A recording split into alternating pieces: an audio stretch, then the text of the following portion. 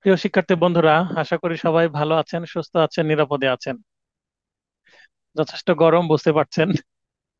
টিকা বিপদ হয়ে যাচ্ছে। আচ্ছা, আজকে আমরা পড়বো হচ্ছে ফৌজদারি কার্যবিধি এবং সাক্ষ্য আইন, দুইটা আইন আজকে পড়বো। শিবলি ভাই বলবেন সবকিছু ঠিক আছে কিনা। আসসালামু আলাইকুম স্যার। জি, সব ঠিক আছে। ওয়ালাইকুম আসসালাম। আচ্ছা, অ্যানসারিং হিন্ট দিয়ে দিয়েছি ক্লাস টেস্ট ওয়ানের, সেটা থেকে মিলিয়ে নিয়েছেন। জি, মাত্র পেয়েছি কিছুক্ষণ আগে। ওপেন করার সুযোগ পেলাম। মেলাচ্ছি, আচ্ছা কয়েকটা ভুল হয়েছে, কয়েকটা ঠিক হয়েছে। আচ্ছা, চেষ্টা করব আজকে রাত্রে সেটার রেজাল্ট দিয়ে দেওয়ার। আজকে ক্লাসটা শেষ করি। ঠিক আছে, তো আপনার লাইনে থাকেন যদি নয়েজ না হয়। আইন 4 আমার নোটের, the code of criminal procedure, ফৌজদারি কার্যবিধি 1898। আমরা পড়ছি আইন আদালত বাড়ি লিখিত 2025 ফাইনাল টাচ নোট থেকে।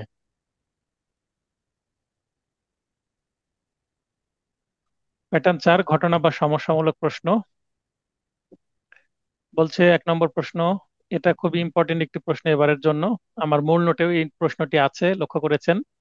ক, ব্যভিচারের উদ্দেশ্যে দিনের বেলা জোরপূর্বক গৃহে প্রবেশ করে খ এর স্ত্রীর সাথে ব্যভিচার করে। ক এর বিরুদ্ধে পেনাল কোড এর 454 এবং 497 ধারায় পৃথকভাবে চার্জ গঠন করে উভয় ধারার অধীনে শাস্তি দেওয়া যাবে কি। একটা হচ্ছে ক্রিমিনাল ট্রেসপাস, মানে জোরপূর্বক অন্যের গৃহে প্রবেশের ধারা, এবং 497 হচ্ছে ব্যভিচারের ধারা। দুইটাই ধারায় অভিযুক্ত করা যাবে কিনা। তো ঘটনা যেটা সেটা লিখে দিবেন প্রশ্ন থেকে, বিচার্য বিষয় সেটা প্রশ্ন থেকে লিখে দিবেন। প্রাসঙ্গিক আইনে আমাদের সিআরপিসির 233 ধারাকে আলোচনা করতে হবে। এই ধারা বিধান মতে প্রতিটি সুস্পষ্ট অপরাধের জন্য পৃথক অভিযোগ গঠন করে পৃথক বিচার করা যাবে, অর্থাৎ যতটি অপরাধ হবে চার্জও ততটি গঠন করা যাবে। আবার 235 ধারায় বলা হচ্ছে কতকগুলো পরস্পর সম্পর্কযুক্ত কার্যসমূহ যখন একটি মাত্র কার্যের সামিল বলে বিবেচিত হবে, মানে বেশ 2-3টা কাজ করে একটা কাজে এক্সিকিউশন করলাম, এই ক্ষেত্রে অপরাধটি একই ব্যক্তি কর্তৃক কৃত হলে এক বা একাধিক অভিযোগ গঠন করা যাবে, কিন্তু মামলা একটি হবে। আবার বলা হচ্ছে উপধারা 2-এ 2 বা ততোধিক সংজ্ঞার অন্তর্ভুক্ত অপরাধের ক্ষেত্রে তা একই ব্যক্তি কর্তৃক কৃত হলে একাধিক অভিযোগ গঠন করা হলেও কিন্তু মামলা একটি হবে। তাহলে এই দুইটা ধারা থেকে আমরা কি বুঝতে পারছি যে ক 497 ধারার অপরাধ ব্যভিচার সংগঠনের উদ্দেশ্যে একই কাজে সামিল কিন্তু ভিন্ন সংজ্ঞার অন্তর্ভুক্ত 494 ধারায় দিনের বেলা জোরপূর্বক অন্যের গৃহে প্রবেশ করার জন্য অপর একটি পৃথক অপরাধ সংগঠিত করেছে। সুতরাং ক এর বিরুদ্ধে পেনাল কোডের উভয় ধারায় পৃথকভাবে চার্জ গঠন করে শাস্তি দেওয়া যাবে। এই ক্ষেত্রে ক এর বিরুদ্ধে দুইটি চার্জ গঠন হলেও একটি মামলা হবে। এখানে দুইটি সেকশনই আসছে কারণ জোরপূর্বক প্রবেশ করেছে। যদি জোরপূর্বক প্রবেশ না করত, অর্থাৎ মহিলাটি যোগসাজশ করে যদি মানে প্রবেশ করার সুযোগ করে দিত, তাহলে 454 ধারা আসতো না। এই কারণে দুইটি সেকশনে আসবে। আমরা সেটার জন্য দুইটা ধারাও উল্লেখ করলাম। আচ্ছা, প্রশ্ন 2, ক চুরির দায়ে অভিযুক্ত হয়ে তার বিরুদ্ধে দণ্ডবিধির 380 ধারায় চার্জ গঠিত হয়। চুরি করলো 380 ধারা, অর্থাৎ গৃহের ভেতরে চুরি করেছে মেবি। বিচার চলাকালে সাক্ষ্যে যদি ইহা প্রকাশ পায় যে ক অপরাধমূলক বিশ্বাসভঙ্গের অপরাধ করেছে, এক্ষেত্রে আদালত উক্ত মামলায় ক কে অপরাধমূলক বিশ্বাসভঙ্গের অপর অপরাধ সংগঠনের জন্য দোষী সাব্যস্ত করতে পারবে কিনা।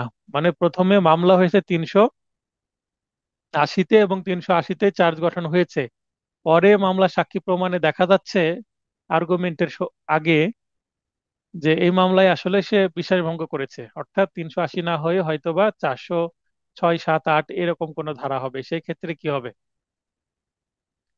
237 ধারার বিধান মতে আসামির বিরুদ্ধে এক ধরনের অপরাধের জন্য অভিযোগ গঠন করার পর সাক্ষ্য প্রমাণে যদি দেখা যায় যে ভিন্ন কোনো অপরাধ ঘটেছে, তবে সে ভিন্ন যে অপরাধ করেছে উক্ত প্রমাণিত অপরাধের জন্য তাকে শাস্তি দেওয়া যাবে। অর্থাৎ এইখানে এই ব্যক্তিকেও ওই অপরাধের জন্য শাস্তি দেওয়া যাবে। 3 নম্বর প্রশ্ন, ক হত্যার অভিযোগে একটি মামলায় অভিযুক্ত ক অভিযোগ গঠনের সময় অব্যাহতি চেয়ে আবেদন করে দাবি করে যে ঘটনার সময় সে অন্যত্র ছিল। তাহলে আমরা জানি যে চার্জ গঠনের সময় অব্যাহতির দরখাস্তে আসামি পক্ষ কোনো কিছু যদি দাখিল করে সেটা বিবেচনায় নেওয়া হয় না। এটা 241-এ ম্যাজিস্ট্রেট কোর্টে যদি আমরা দাখিল করি, আর 265C যদি দায়রা আদালতে দাখিল করি।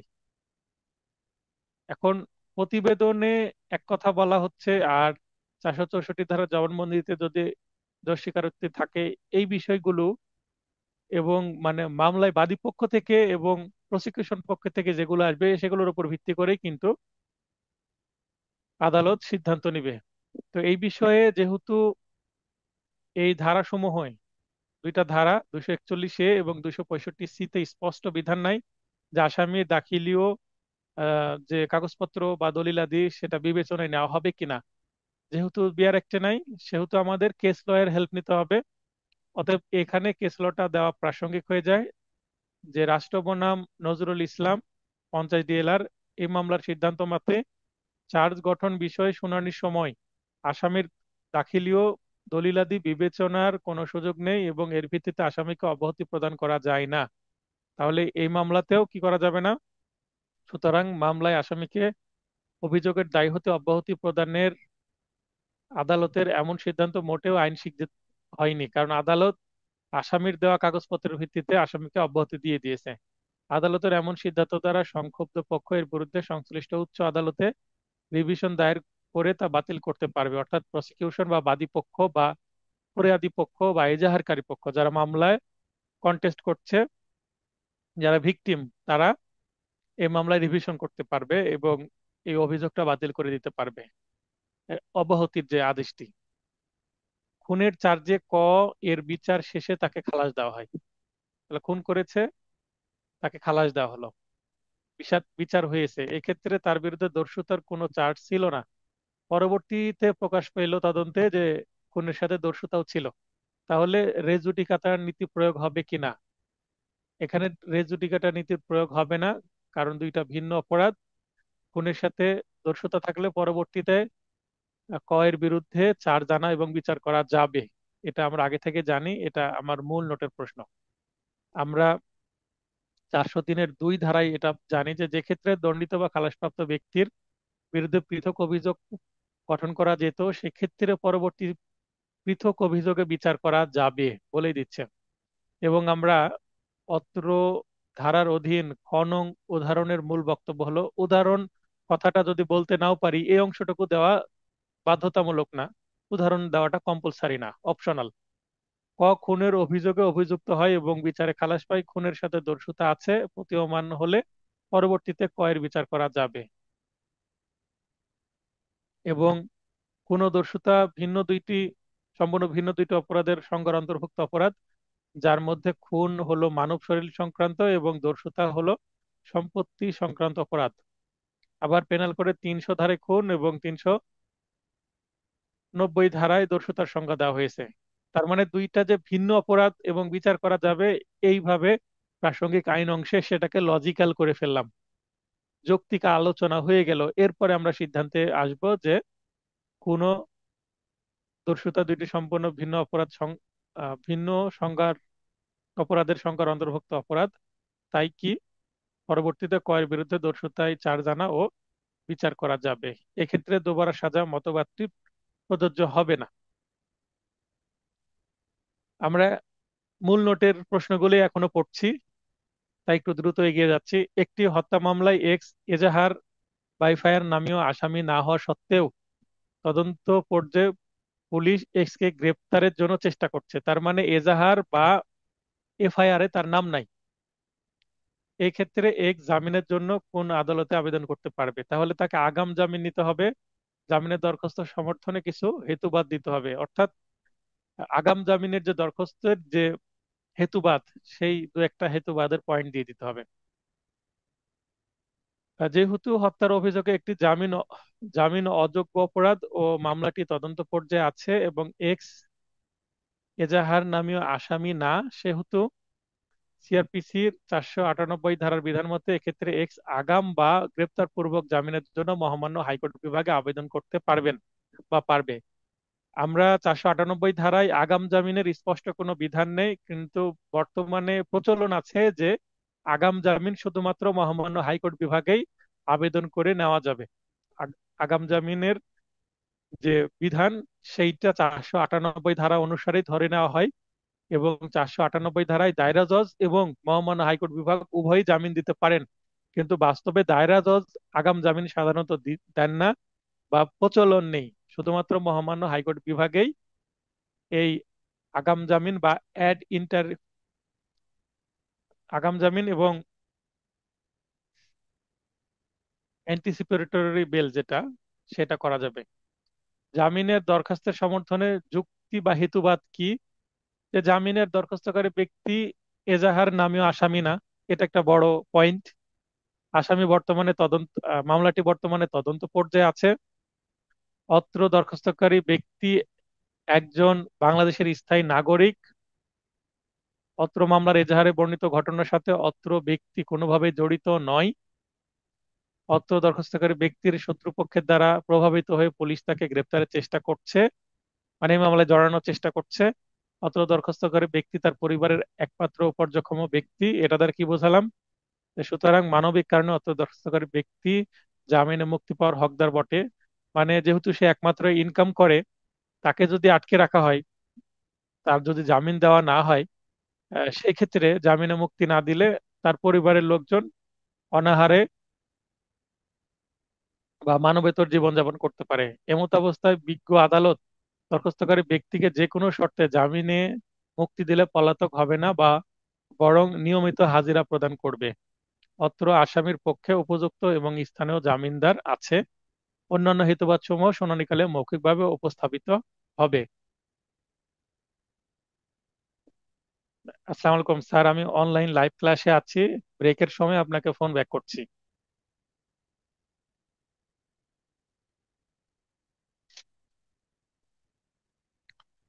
আচ্ছা, এরপরে প্রশ্ন, চুরির অপরাধে বিচার চলাকালে 2 মাস জেল হাজতে থাকার পর এক্স জামিন পায়। বিচারের পর এক্স এর 6 মাসের কারাদণ্ড হয়। তার মানে 2 মাস জেলে ছিল, পরে 6 মাসের কারাদণ্ড হয়।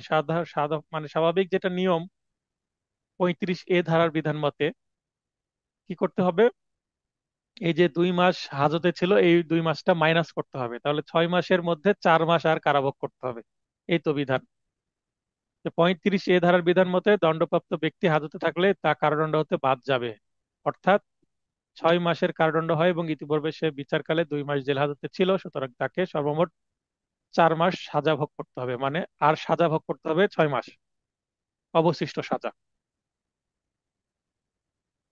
এক্স ঢাকা মহানগরের মতিঝিলে 1 খণ্ড জমি নিয়ে ওয়াই এর সাথে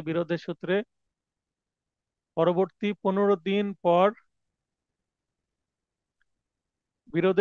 পরবর্তী 15 দিন পর শান্তিভঙ্গ রোধের প্রার্থনায় জেলা ম্যাজিস্ট্রেট ঢাকা আদালতে একটি আবেদন দাখিল করলে জেলা ম্যাজিস্ট্রেট 144 ধারাধীনে আদেশ দ্বারা পরবর্তী 3 মাস ওয়াইকে নালিশি জমিতে প্রবেশ করতে বিরত থাকার এবং শান্তি বজায় রাখার নির্দেশ প্রদান করেন। দেখেন, এখানে বলা হচ্ছে ওয়াই এর আইনজীবী হিসাবে আপনার আইনগত পদক্ষেপ কি হবে? জেলা ম্যাজিস্ট্রেট এর আদেশের বিরুদ্ধে আইনানুগ যুক্তি প্রদর্শন করুন। এখানে দেখা যাচ্ছে যে 144 ধারা, আমরা জানি 144 ধারা সেটা মহানগর এলাকায় প্রযোজ্য হয় না, এবং এখানে প্রশ্নে বলেই দিয়েছে যে ঢাকা মহানগর এলাকার 1 খণ্ড জমি। তো যেহেতু জমি সংক্রান্ত বিষয়, প্রথম পয়েন্ট হচ্ছে জমি সংক্রান্ত বিষয়, দ্বিতীয় পয়েন্ট হচ্ছে 144 ধারায় মামলা দায়ের করা হয়েছে, আবার তৃতীয় পয়েন্ট হচ্ছে 3 মাস দিয়েছে। এই তিনটাই ভুল হয়েছে। তার মানে জেলা ম্যাজিস্ট্রেট এটা করতে পারেন না। জেলা ম্যাজিস্ট্রেট মানে এখানে অতিরিক্ত জেলা ম্যাজিস্ট্রেট হবে, একই বিষয়। তো 3 মাস দেওয়া যায় না, সর্বোচ্চ 2 মাস দেওয়া যায় 144 বা 45 ধারায়। আর এই জমির ক্ষেত্রে 144 ধারা মহানগর এলাকায় প্রযোজ্য হবে না, 144 ধারা না হয়ে 145 ধারা হবে। তো সেগুলো আমাদের আলোচনা করতে হবে। আইনানুগ যুক্তি মানে ওয়াই এর আইনজীবী হিসাবে আমার আইনানুগ পদক্ষেপ, আইনগত পদক্ষেপ এইভাবেই শুরু করবো। এটা অ্যাডাপটিভ মেথডে করছি আমরা। যে বিজ্ঞ জেলা ম্যাজিস্ট্রেট আদালত ঢাকা এর উক্ত আদেশের বিরুদ্ধে বিজ্ঞ দায়রা জজ আদালত ঢাকা বরাবর রিভিশন দায়ের করব। যেহেতু এডিএম কোর্ট বা জেলা ম্যাজিস্ট্রেট কোর্ট যদি কোনো আদেশ দেয় সেটার বিরুদ্ধে দায়রা জজ আদালতে রিভিশন দায়ের করার সুযোগ আছে। যেহেতু এটা ঢাকার মামলা, তাই ঢাকার জেলা ম্যাজিস্ট্রেট আদালতের আদেশের বিরুদ্ধে আমরা বিজ্ঞ দায়রা জজ আদালত ঢাকাতে রিভিশন দায়ের করব। সেটা আদালতের নাম সঠিকভাবে উল্লেখ করতে হবে। তাহলে এইটা ওয়ের পক্ষে আইনজীবী হিসাবে আমার কি হবে, পদক্ষেপ হবে। এবার আমরা যুক্তি দেখাবো। কিসে রিভিশনের মধ্যে যে যুক্তিটা দেখাবো, একটা রিভিশন ফাইলিং করলে সেখানে কিছু হেতুবাদ দিতে হয়। সেই হেতুবাদ গুলোই চেয়েছে রিভিশনের যে ফাইল, যে যে দরখাস্ত, সেখানে কি যুক্তিতে আমি রিভিশন চাচ্ছি সেটাতে এখানে কিছু পয়েন্ট দিতে হবে। সেটা বলা হচ্ছে যে কি পয়েন্টে আমরা রিভিশন চাচ্ছি, গ্রাউন্ডস কি, সেই গ্রাউন্ডস গুলো দিয়ে দিব। যেহেতু সিআরপিসির 144 ধারার বিধান মহানগর এলাকায় প্রযোজ্য নয় এবং বিরোধীয় জমি মহানগর এলাকায় অবস্থিত, সেহেতু বিজ্ঞ জেলা ম্যাজিস্ট্রেট আদালত ঢাকা কর্তৃক প্রদত্ত আদেশটি আইন বহির্ভূত এবং বাতিলযোগ্য বটে। তার মানে তিনি সঠিক কাজ করেননি, ভুল মামলায় ভুল আদেশ দিয়েছেন। যেহেতু নিম্ন আদালতে মামলাটি সিআরপিসির 145 ধারায় আনীত হয়নি, মানে 145 ধারায় দায়ের করা হয়নি, সেহেতু স্থাবর সম্পত্তির শান্তিভঙ্গ রোধে উক্ত মামলায় উক্তরূপ আদেশ দেওয়া যায় না, বিধায় আদেশটি বাতিল করা বাঞ্ছনীয়। এছাড়া সিআরপিসির 144 ধারায় প্রদত্ত আদেশ সর্বোচ্চ 2 মাস পর্যন্ত জারি করা যায়, কিন্তু নিম্ন আদালত 3 মাসের জন্য তা জারির নির্দেশ দেন, বিধায় আদেশটি সরাসরি খারিজযোগ্য। এই হচ্ছে তিনটা বেসিক পয়েন্ট যেগুলো প্রশ্নের মধ্যেই দেওয়া আছে, আপনাকে ধরে নিতে হবে, বুঝতে হবে। আচ্ছা, এতক্ষণ যে ক্লাস করলাম সবকিছু বোঝা যাচ্ছে কিনা, কি অবস্থা? আচ্ছা, রেজাউন রেজওয়ান ইসলাম ভাই, সম্ভব হলে লাইনে আসেন, যদি নয়েজ না থাকে এসে বলেন সবকিছু বুঝতে পারছেন কিনা। জি আসসালামু আলাইকুম। ঠিক আছে স্যার, সব শোনা যাচ্ছে স্যার। সবকিছু বুঝতে পারছেন আপনি? ক্লাস জি স্যার, জি জি স্যার। নোট তো পেয়েছেন? জি স্যার, নোট পাইছি। কিশোর জেলা সদর থেকে আনছি স্যার। এরা ভুল ক্রমে এন্ট্রি দেওয়া হয়েছে না, না গেলে জেলা সদরে না গেলেও স্যার আরো কবে পাইলাম বলে কোন ঠিক নাই স্যার, এন্ট্রি দেওয়া হয় নাই। আচ্ছা, আপনি কষ্ট করে গেছেন, এখন মানে ঈদের পরে ওদের চাপ হয়ে গেছে, এই কারণেই এই সমস্যাগুলো হচ্ছে। অনেক সময় ঢাকা হেড অফিস দিলকুশাতেই পড়ে থাকছে, এখান থেকে জি স্যার, ফরওয়ার্ড জি হচ্ছে না। তো পাওয়া গেছে আলহামদুলিল্লাহ। আপনার কাছে নোট আছে, ভিডিওটা দেখেন, নয়েজ না হলে লাইনে থাকেন, ঠিক আছে? জি জি। আচ্ছা ভাই, তাহলে বুঝতে পারছেন ক্লাস? যখন বুঝতে পারবেন না আপনি বলবেন যে স্যার এই জায়গায় আরেকবার একটু বলেন, আপনি লাইনে থাকেন। এই দুইজন আসামির বিরুদ্ধে চুরির অপরাধের জন্য প্রাথমিক তথ্য বিবরণী দাখিল করে। তথ্য বিবরণী মানে এফআইআর বা এজাহার করেছে, মানে থানায় মামলা করেছে। এটাকে বলে জিআর মামলা করেছে। 1 সপ্তাহ পর এর স্বামী বি একই ঘটনার বর্ণনায় ম্যাজিস্ট্রেট আদালতে পূর্বের 2 জন সহ মোট 4 জন আসামির বিরুদ্ধে নালিশি দাখিল করে। ম্যাজিস্ট্রেট উক্ত নালিশের বিরুদ্ধে কিভাবে অগ্রসর হবে? আমরা এর আগে আমার মূল নোটে আছে যে একই মামলা বিষয়ে থানায় মামলা হলো, তদন্তে আছে, আবার যদি আদালতে সিআর মামলা হয়, অর্থাৎ জিআর মামলা আগে হয়েছে, সিআর মামলা যদি পরে হয়, তাহলে ম্যাজিস্ট্রেট কি করবেন? তো এটাই হচ্ছে একই অপরাধ বিষয়ে নালিশি মামলা ও পুলিশি তদন্ত চলাকালে আহ চলতে থাকলে অনুসরণীয় পদ্ধতি কি হবে ম্যাজিস্ট্রেটের, সেটা আছে 205D-তে সিআরপিসির। এ ধারার বিধান মতে একই অপরাধ বিষয়ে থানায় দায়েরকৃত মামলায় পুলিশি তদন্ত চলমান থাকা অবস্থায় আদালতে অপর একটি নালিশি মামলা দায়ের করলে ম্যাজিস্ট্রেট যে পদ্ধতি অনুসরণ করবেন তা নিম্নে আলোচনা করলো। ম্যাজিস্ট্রেটের জন্য 3টা পথ খোলা আছে। কি কি করতে পারবেন? নালিশি মামলার অনুসন্ধান বা বিচার কার্যক্রম স্থগিত রেখে, অর্থাৎ আদালতে যে সিআর মামলা করা হলো সেটা আপাতত কি থাকবে, স্থগিত থাকবে, স্টে থাকবে।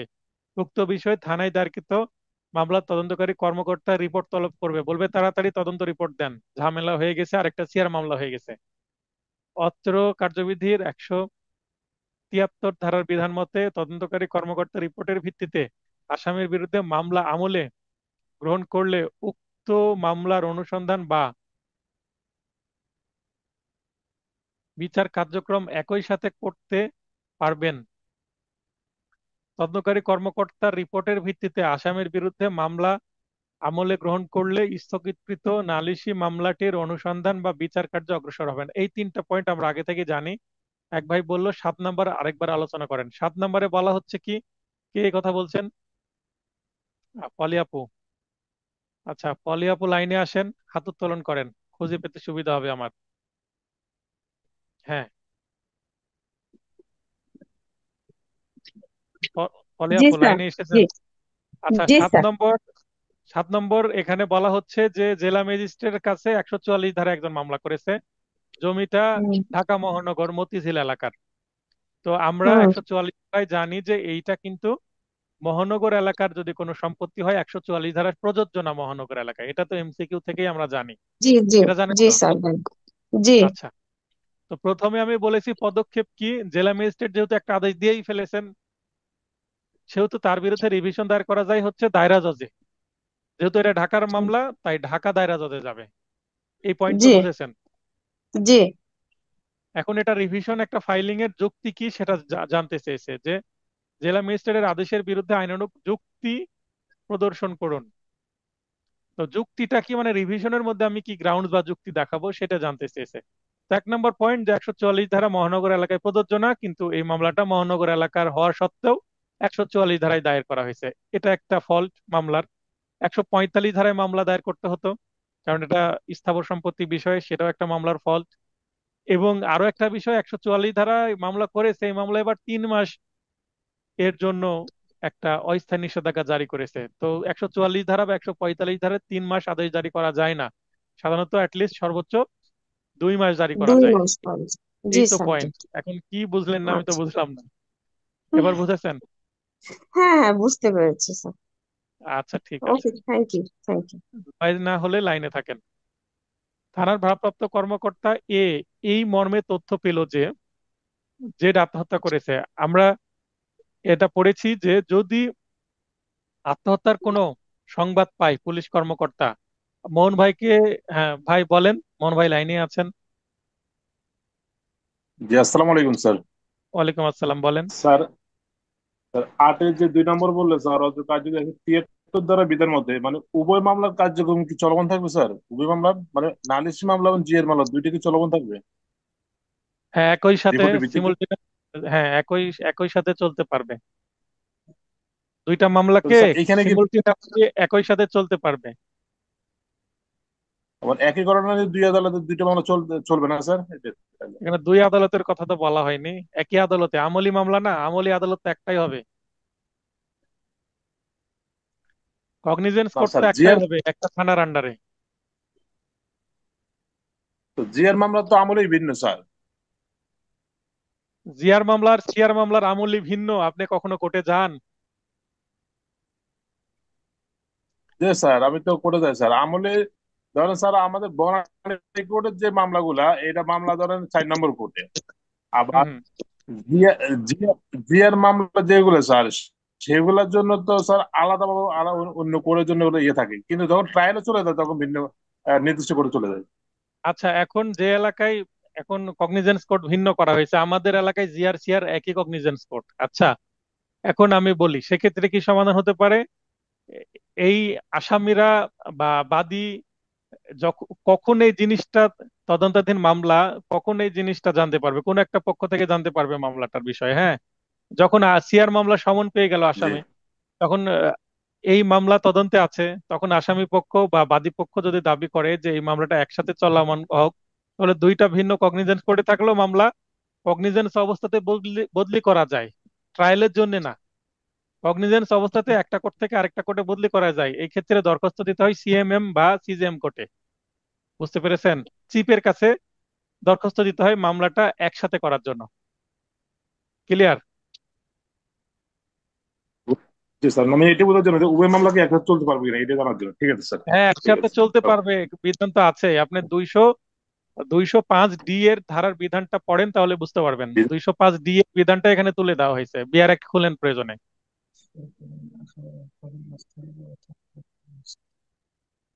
আচ্ছা, এরপরে বলা হচ্ছে আত্মহত্যা করেছে সংবাদ পাওয়া গেল, সেক্ষেত্রে বিধান কি? বিধান হচ্ছে 174 ধারায় আছে সিআরপিসির।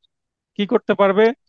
পুলিশ আত্মহত্যা ইত্যাদির যদি সন্ধান পায়, যিনি লাইনে আছেন খসখস শব্দ হচ্ছে, শব্দ বিরত থাকবেন, না হলে মিউট করে দেন নিজেকে,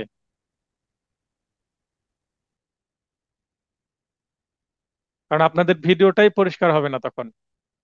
থানার ভারপ্রাপ্ত কর্মকর্তা বা ক্ষমতাপ্রাপ্ত পুলিশ অফিসার, মানে যাকে এই কাজের জন্য দায়িত্ব দিয়েছে, অনেক সময় ওসি নিজে চলে যায় অথবা ওসি যাবে না, কোনো এসআই কে পাঠাই দিল, সেটাই বলা হচ্ছে ক্ষমতাপ্রাপ্ত পুলিশ অফিসার, মানে কোনো এসআই কে পাঠাই দিল ঘটনাস্থলে। আত্মহত্যার সংবাদ পেলে সুরতহাল তদন্তের ক্ষমতাপ্রাপ্ত ম্যাজিস্ট্রেটকে জানিয়ে নিকটবর্তী দুই বা ততোধিক সম্ভ্রান্ত ব্যক্তির উপস্থিতিতে তদন্ত শুরু করবেন।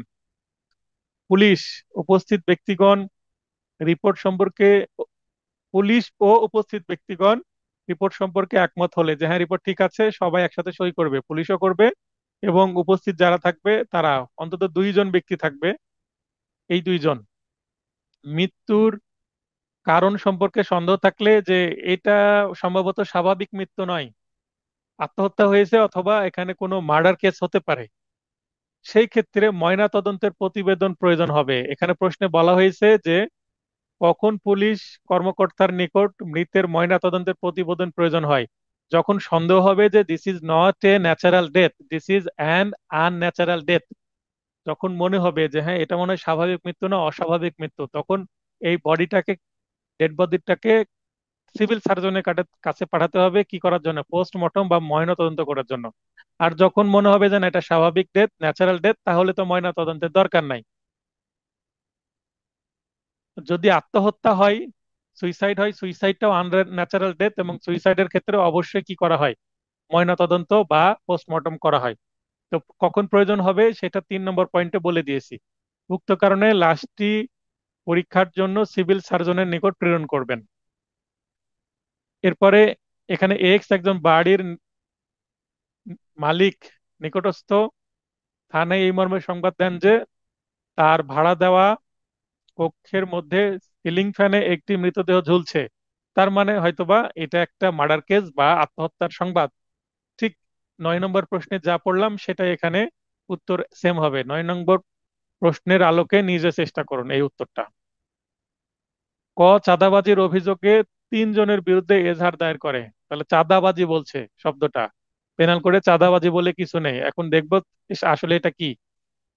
পুলিশ তদন্ত প্রতিবেদন দেয় যে 2 জনের অপরাধের প্রাথমিকভাবে প্রমাণিত এবং 1 জনের অপরাধ প্রমাণিত হয়নি। 3 জনের মধ্যে 2 জনকে দোষী বলছে এবং 1 জন দোষী নয়। ক, অধিকতর তদন্তের আবেদন করে, তার মানে নারাজি পিটিশন দেয়। আদালত আবেদনটি নামঞ্জুর করে প্রতিবেদন গ্রহণ করে, তার মানে নারাজি গ্রহণ করলো না, ওই যে প্রতিবেদন 2 জনকে দোষী সাব্যস্ত করছে প্রাথমিকভাবে প্রমাণিত এবং 1 জনকে এফআরটি দিয়েছে বা চূড়ান্ত রিপোর্ট দিয়েছে, সেটাই আদালত গ্রহণ করেছে। এক্ষেত্রে কয়ের প্রতিকার কি? সংশ্লিষ্ট বিধান উল্লেখপূর্বক আলোচনা করুন। কয়ের এই যে প্রতিবেদন বা চার্জশিট পছন্দ হয়নি, তাহলে ক নারাজি পিটিশনের জন্য দরখাস্ত দিল কিন্তু সেটা শুনলো না, এক্ষেত্রে ক কি করতে পারে? মানে যাকে ছেড়ে দিল তাকেও এই মামলায় রাখতে চাচ্ছে ক। এখানে 439 ধারার বিধান মতে বিজ্ঞ দায়রা জজ আদালত, দায়রা জজ আদালত বরাবর রিভিশন দায়ের করতে হবে, যেহেতু এটি একটা আদেশ। মঞ্জুর হওয়া না মঞ্জুর হওয়া দুইটাই হচ্ছে আদেশ। তো আদেশের বিরুদ্ধে দায়রা জজের কাছে যেতে হয়। রিভিশনটি মঞ্জুর হলে, যদি মঞ্জুর হয় যে হ্যাঁ দায়রা জজ রিভিশন আদেশটি মঞ্জুর করেছে, অ্যাডমিট করেছে এবং ফাইনালি রিভিশন মঞ্জুর হয়ে গেছে, অর্থাৎ রিভিশনটা সাকসেস হলো, তার মানে এই যে ম্যাজিস্ট্রেট এর কাছে আবেদন করা হলো, সেই আবেদনটা নামঞ্জুর করে দিল, এই নামঞ্জুরটা আর থাকলো না, এবার তিনি নিতে বাধ্য, এবার মঞ্জুর হয়ে যাবে সেটা। তাহলে নিম্ন আদালতে নারাজি দরখাস্ত দাখিল পূর্বক অধিকতর তদন্তের প্রার্থনা করতে হবে, অর্থাৎ আবার নতুন করে সে নারাজি দাখিল করবে এবং সেখানে অধিকতর তদন্ত চাইবে। প্রথমে ম্যাজিস্ট্রেট যদি সরাসরি মেনে নিত, নারাজিটা মেনে নিলে তখনই অধিকতর তদন্ত বা ফার্দার ইনভেস্টিগেশনের জন্য চলে যেত, মানে একবার চার্জশিট হয়েছে সেটা ক্যান্সেল হয়ে যায়, আবার চার্জশিটের জন্য তদন্তের জন্য যেত। কিন্তু যেহেতু ম্যাজিস্ট্রেট এটা মেনে নেয়নি, বাদীর কথা শুনেনি, তাই বাদী চলে গেল বড় কোর্টে, অর্থাৎ দায়রা জজের কাছে। দায়রা জজ বললো ঠিক আছে, তা মঞ্জুর করা হলো, মানে ম্যাজিস্ট্রেটের না মঞ্জুরটা এবার হ্যাঁ হয়ে গেল। পুলিশ ডাব্লিউ এবং এইচ এর বিরুদ্ধে দায়রা আদালতে বিচার্য অপরাধের তদন্ত প্রতিবেদন দাখিল করেন। দায়রা আদালতে বিচারকালে রাষ্ট্রপক্ষ মামলাটিতে অধিকতর তদন্তের জন্য আবেদন করেন।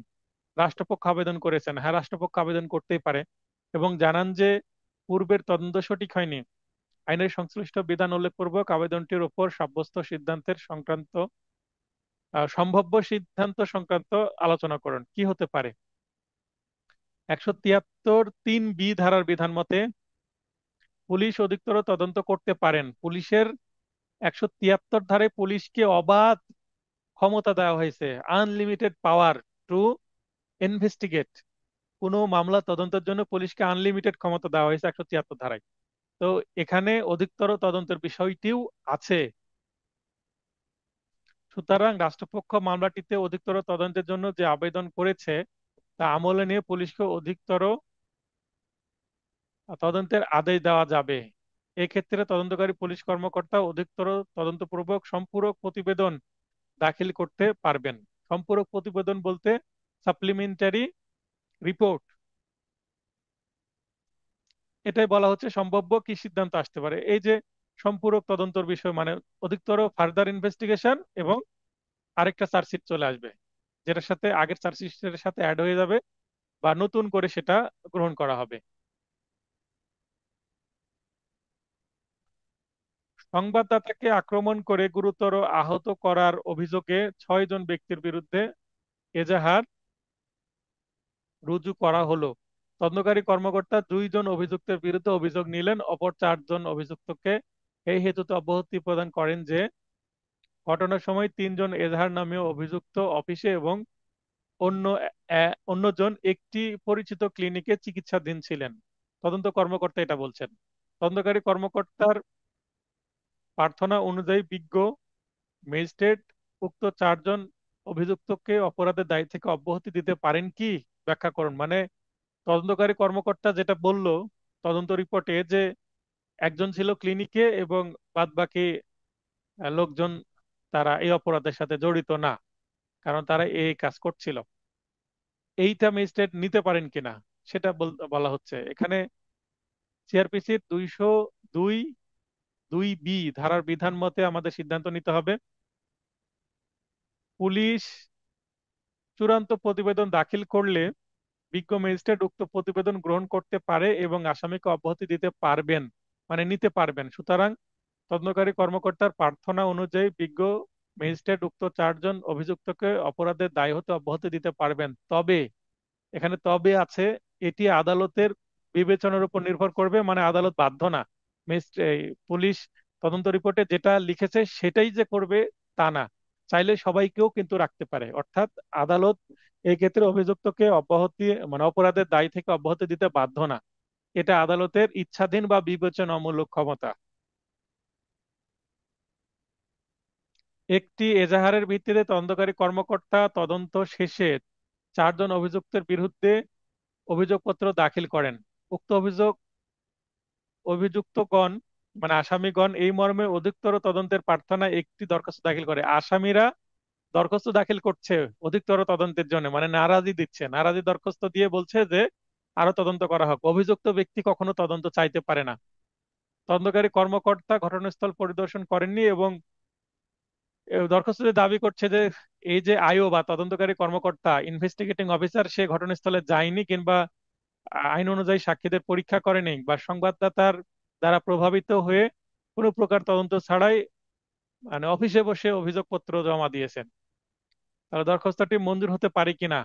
এখানে মূল প্রশ্ন হচ্ছে আসামি পক্ষ নারাজি দরখাস্ত দাখিল করতে পারে কিনা বা কোনো তদন্ত প্রতিবেদনকে চ্যালেঞ্জ করতে পারে কিনা আসামি পক্ষ। বলে রাখা ভালো, আহ, তদন্ত হয় মামলায় বাদীর জন্য, বাদী মামলা করেছে, বাদীর জন্য তদন্ত হচ্ছে। আসামি পক্ষ তো জানতেই পারে না এই মামলায় আসামি পক্ষ তখন পর্যন্ত হাজিরই হয়নি, এবং আসামি পক্ষ তদন্ত রিপোর্ট গ্রহণের পরে যে কোনো পর্যায়ে কখনো আসামি পক্ষ কোনো তদন্ত প্রতিবেদনকে চ্যালেঞ্জ করতে পারে না। এইটার বিধান নাই, এটা কেস লয়েও নাই, কোনো আইনেও নাই। অর্থাৎ শুধুমাত্র বাদী বা এজাহারকারী বা কমপ্লেনেন্ট পক্ষই কি করতে পারবেন, নারাজি দরখাস্ত দিতে পারবেন বা ফার্দার ইনভেস্টিগেশন বা অধিকতর তদন্তের প্রার্থনা করতে পারবেন। আসামি পক্ষ কোনো পর্যায়ে কোনোভাবেই অধিকতর তদন্ত চাইতে পারেন না। তো এখানে আমাদের যেহেতু বিয়ার একটা কোনো ভালো কি নাই, এই বিষয়ে স্পষ্ট আইন নাই, সেই ক্ষেত্রে আমরা একটা খুবই ল্যান্ডমার্ক একটা আইন দিব, খুবই রিসেন্ট আইন 2019 সালের, বেগম খালেদা জিয়া।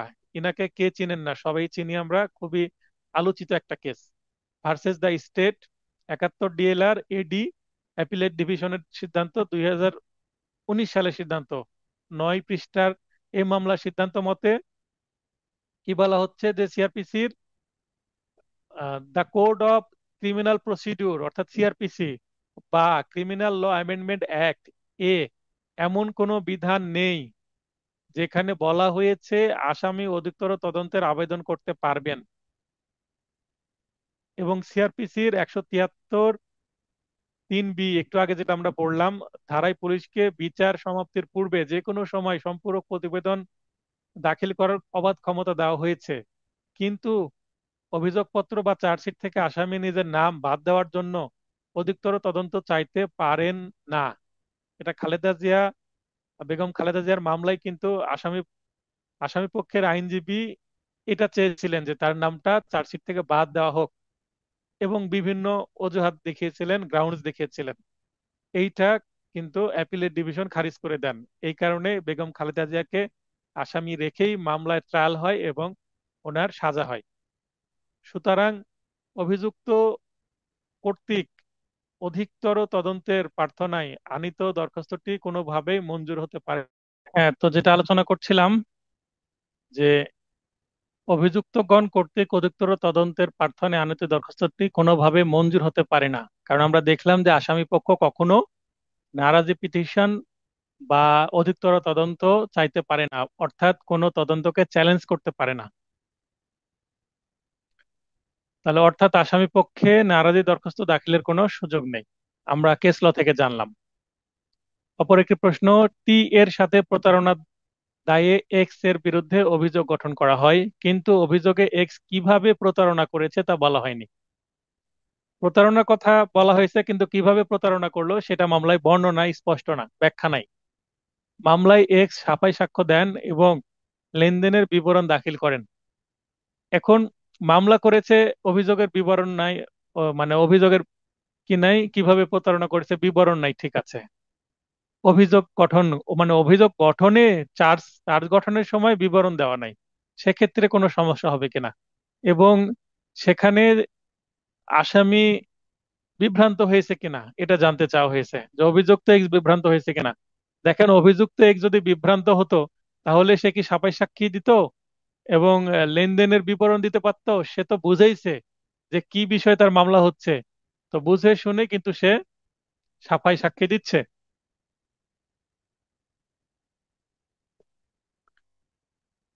তো এখানে আমাদের আলোচনা করতে হবে 225 ধারা বিধান মতে অভিযোগ গঠনকালে কোনো ভুল হলে বা তথ্য বাদ পড়লে যদি তা আসামি পক্ষকে বিভ্রান্ত না করে ও ন্যায় বিচার ব্যাহত না হয়, তবে তা মামলার গুরুত্বপূর্ণ ত্রুটি হিসাবে বিবেচিত হবে না। মানে বড় কোনো ম্যাটার না, এটা কোনো ত্রুটি না বড় ধরনের, এক্ষেত্রেও আসামির বিচার করা ও দণ্ড প্রদান করা যাবে।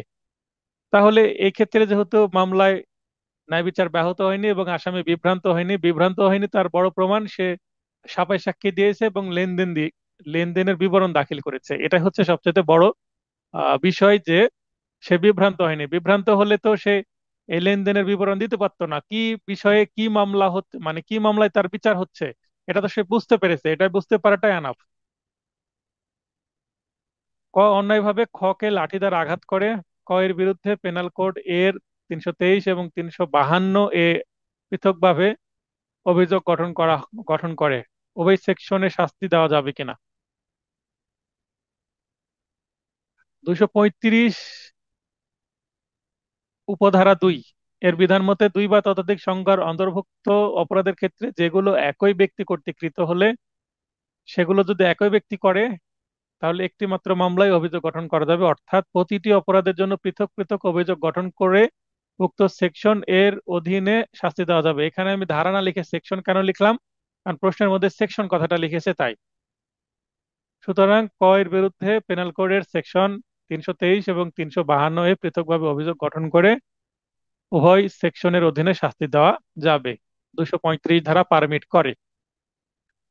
ক খকে আইনগত হেফাজতে উদ্ধার করে এবং উদ্ধার করতে যে গ একজন কনস্টেবল যার হেফাজতে খ ছিল তাকে গুরুতর আঘাত করে, তাহলে কোনো সরকারি কর্মকর্তাকে কি করেছে? আঘাত করেছে।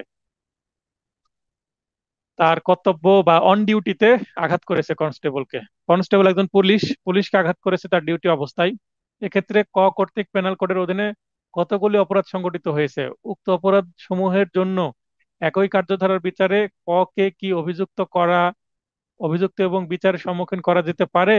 যদি হয় আইনের কোন বিধান অনুযায়ী করা যাবে সেটা জানতে চাওয়া হয়েছে। তাহলে এখানে আমাদের প্রশ্ন ব্রেকডাউন করার সময় আমরা দেখতে পাচ্ছি যে কি কি করেছে এবং বিচার্য বিষয় কয়টা। এটা বিচার্য বিষয় কয়টা আপনাকে যদি বুঝতে না পারেন তাহলে কিন্তু উত্তর করা টাফ হয়ে যাবে। আচ্ছা, একজন লাইনে এসে বলেন যে এখানে ধরতে পারা যাচ্ছে কিনা যে বিচার্য বিষয় কয়টা। জি স্যার।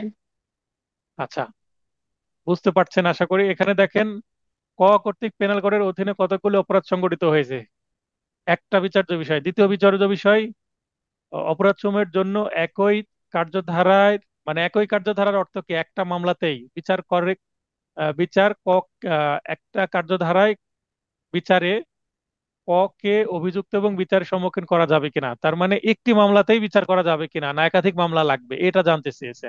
তো এখানে 235(1) ধারার বিধান মতে কতগুলো সম্পর্কযুক্ত কার্যসমূহ একটি মাত্র কার্যে সামিল হলে এবং সেগুলো একই ব্যক্তি কর্তৃক কৃত হলে, একই ব্যক্তি যদি দুইটা কাজই করে বা একাধিক কাজ করে এবং একটা কাজেরই অংশ হিসাবে করে, একটি মাত্র মামলায় এক বা একাধিক অভিযোগ গঠন করা যাবে। তার মানে মামলা একটি হবে, চার্জ একাধিক হতে পারে।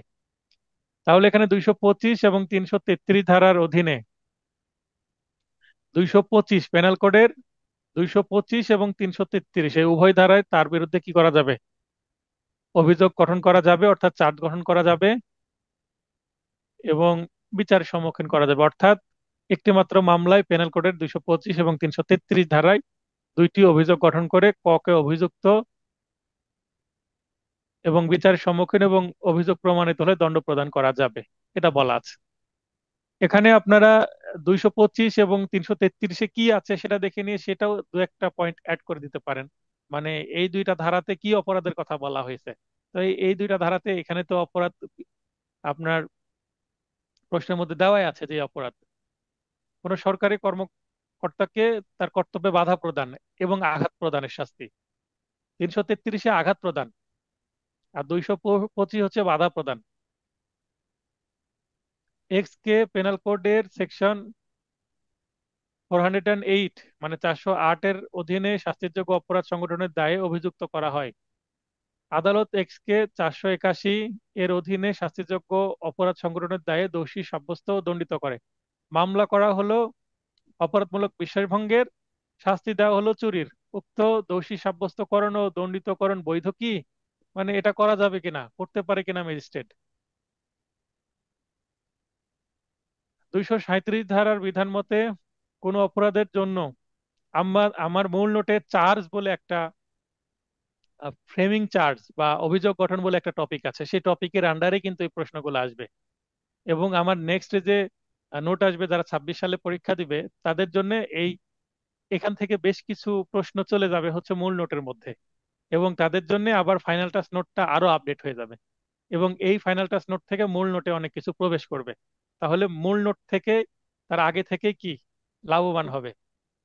সিদ্ধান্ত ঠিক আছে না রনি আপু, যারা পরবর্তী পরীক্ষা দিবে?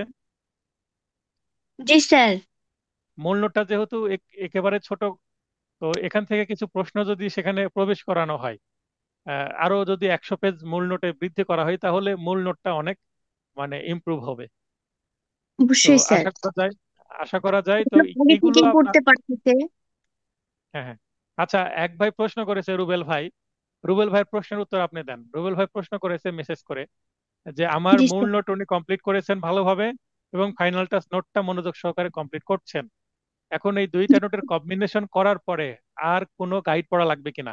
এই প্রশ্নের উত্তরে কি বলা যায় ওনাকে বলেন। ইনশাল্লাহ এতে হয়ে যাবে, কারণ আপনি ইম্পর্টেন্ট, এখন আসলে প্রশ্নকর্তার ব্যাপারগুলো, এটা তো একেবারে আনসিন একটা বিষয়, কিন্তু আমরা তো আশা করতেছি বা আমরা স্বপ্ন দেখছি যে এখান থেকে কমন হয়ে যাবে। হুম। বাকিটা আল্লাহ ভরসা। এখন আমার এই নোটে কিন্তু সাজেশন অংশ আছে, সাজেশন অংশের প্যাটার্ন 1 এবং প্যাটার্ন 2-এ বড় প্রশ্ন এবং ব্যাখ্যা দেওয়া আছে। সেখানে কিন্তু মূল নোটকে রেফার করা হয়েছে এবং গাইডকে রেফার করা হয়েছে। তো যেহেতু কিছু প্রশ্ন নতুন আসছে যেটা আমার মূল নোটে নাই, চাইলে সেই কিছু 10-12টা প্রশ্ন 7টা আইনে 2টা করেও যদি বৃদ্ধি করি, 7 × 14টা প্রশ্ন আপনি কোনো গাইড থেকে দেখে নিতে পারেন যদি রিস্ক ফিল করেন নিজের মানসিক শান্তির জন্য। এটা আমার পরামর্শ রুবেল ভাইয়ের জন্য এবং সবার জন্য। আমার 2টা নোট, মূল নোট, ফাইনাল টাচ নোট, এই 2টা নোট কমপ্লিট করার পরেও যদি সময় থাকে এবং সামর্থ্য থাকে পড়াশোনা করে আরো কিছু করার, সেক্ষেত্রে গাইড থেকে কি করতে পারেন, ওই 10-12টা প্রশ্ন আরো পড়ে নিতে পারেন যেটা আমার সাজেশনে রিকমেন্ড করা আছে। এটা হচ্ছে সবার জন্য পরামর্শ। তাহলে আমরা চার্জ জি, গঠন খুব টপিক, ভালো বলছেন। আচ্ছা, তো চার্জ গঠন টপিকের আন্ডারে আমরা পড়ছি যে আসামির বিরুদ্ধে চার্জ গঠনের পর যদি সাক্ষ্য প্রমাণে দেখা যায় যে সে ভিন্ন অপরাধ করেছে, তবে উক্ত ভিন্ন অপরাধের জন্য তাকে দণ্ডিত করা যাবে। চার্জ গঠন তো এটা ফাইনাল কিছু না, মানে কনক্লুসিভ প্রুফ না চার্জ গঠন। এটাকে তো পরিবর্তন করা যেতেই পারে।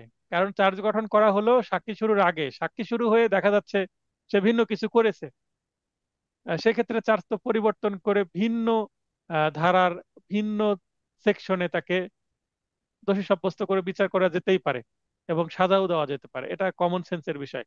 সুতরাং আলোচ্য ঘটনায় এক্স কে পেনাল কোডের 408-এর অধীনে চার্জ গঠন করার পর সাক্ষ্য প্রমাণের ভিত্তিতে 381 এর অধীন অপরাধ করেছে মর্মে আদালতের প্রতীয়মান হওয়ায় তাকে 381 এর অধীন দোষী সাব্যস্ত দণ্ডিত করা সিদ্ধান্তটি কি বৈধ হবে, কোনো সমস্যা নেই, করা যাবে। একটি মামলায় এইস এর বিরুদ্ধে পেনাল কোডের 302 ধারার অভিযোগ গঠন করা হয়। সাক্ষ্যে প্রমাণিত হয় যে এইস তার স্ত্রী ডাব্লু কে আঘাত করতে গিয়ে ডাব্লু এর কোলে থাকা বাচ্চা সি কে আঘাত করে, তার মানে নিজ স্ত্রীকে মারতে গিয়ে কোলের বাচ্চা আঘাতপ্রাপ্ত হয় এবং 14 দিন পরে সেই বাচ্চাটি মারা যায়। অর্থাৎ আসামি তার নিজের সন্তানকে মেরে ফেললো ঘটনাক্রমে।